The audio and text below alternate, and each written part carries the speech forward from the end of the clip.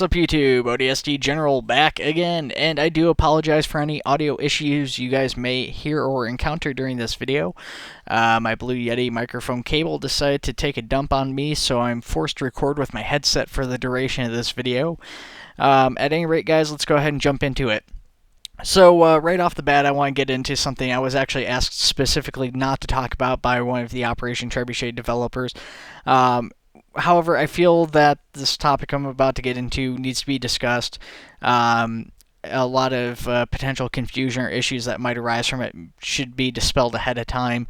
And so I just want to go ahead and get into it. So, some of you guys may have seen this, some of you may have not, but there was some stuff shown off on a certain YouTuber's channel and his Twitch stream, which showed off Covenant assets that have not been released in Operation Trebuchet. It's shown flood units. That stuff is all ripped assets. It is not part of Operation Trebuchet. Just to make that very, very clear, Operation Trebuchet dev team will have nothing to do with that mod. They will delete any signs of it that crop up. And yeah, just want to make that really obvious from the get-go. What that is that's all ripped assets from, I'm guessing, mostly from Halo Reach, if not completely all from Halo Reach. And while it's cool to see the Covenant, unfortunately, I don't really foresee that mod getting any public circulation just for the fact that it's going to get struck down really quick. You know, the Operation Trebuchet dev team has rightly decided that that particular mod, that particular release, does pose a threat to their mod. You know, while I think Microsoft's probably smart enough to make the distinction between Operation Trebuchet and just some other random person on Arma or group of people on Arma who have decided to release ripped assets, you know, it's one of those things where it's better to play it safe than sorry. At any rate, guys, that's all I wanted to talk about on that subject. So I just want to make clear, though, that if you guys have seen that Covenant units, all that stuff, that's not from Operation Trebuchet, and you're not going to be able to play with those in all likelihood. Anyways, yeah, let's go ahead and go on.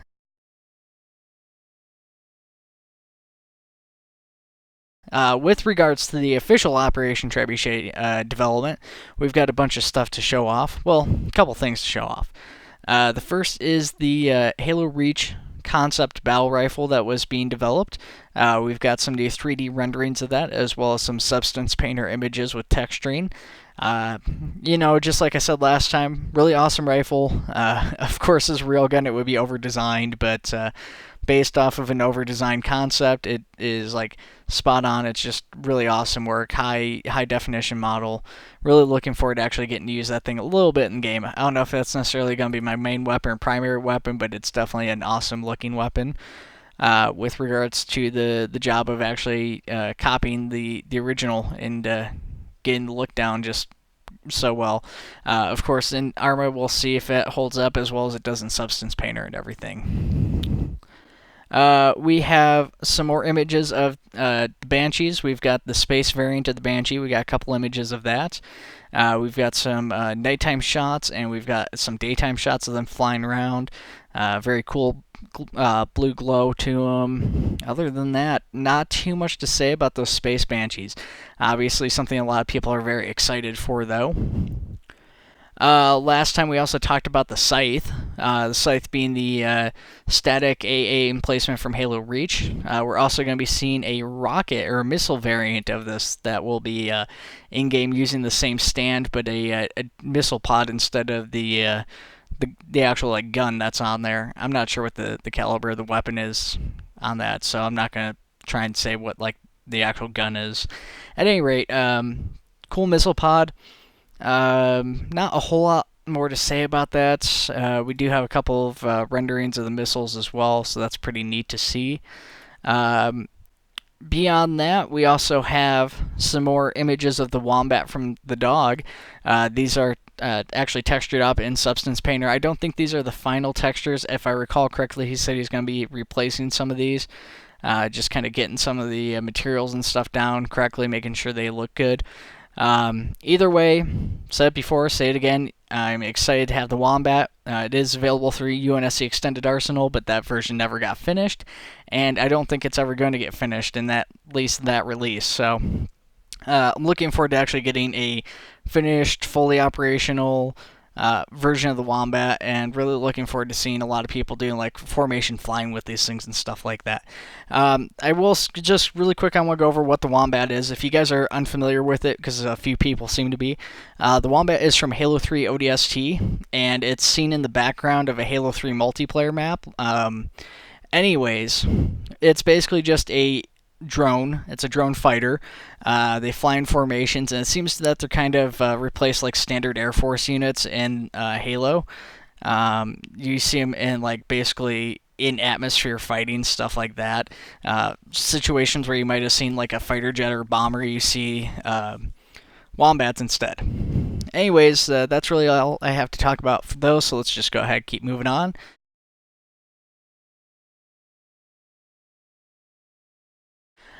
We've got a couple different things going for OPCAN here. So OPCAN's finally kind of gotten their ball rolling here, or Burgess, I should say. He's kind of gotten his plans put out here too.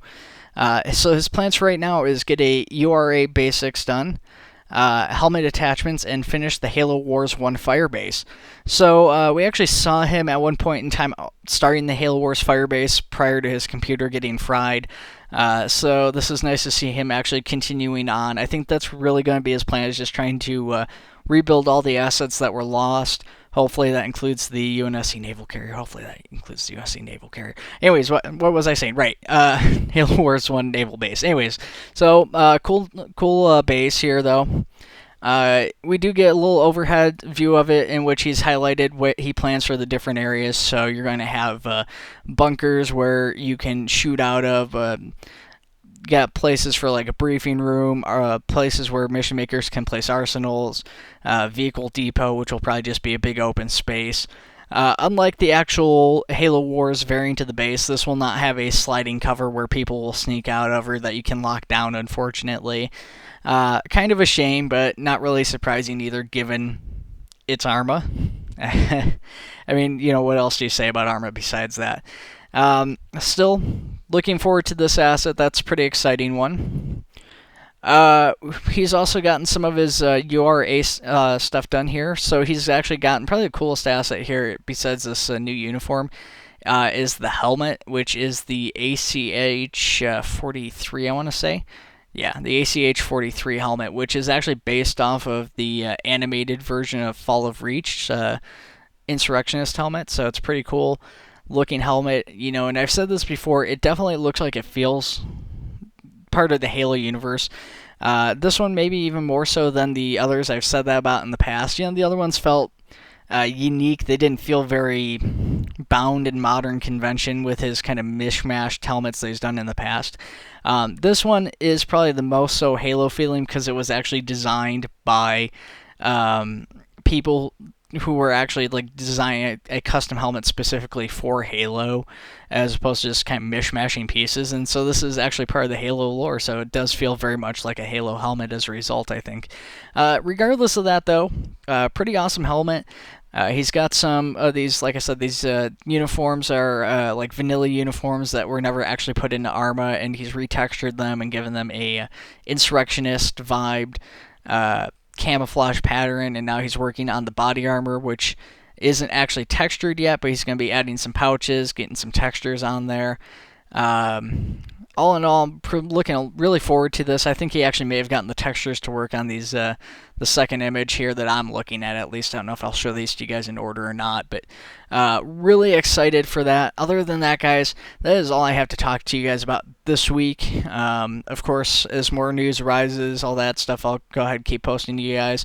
Of course, just as always, guys, I want to hear what you're most looking forward to from today's video in the comments below. And Ian Joe, just as always, what else you guys are looking forward to from Operation Trebuchet as a whole. Let me know in the comments below, guys. I will see you in the next video. Take it easy.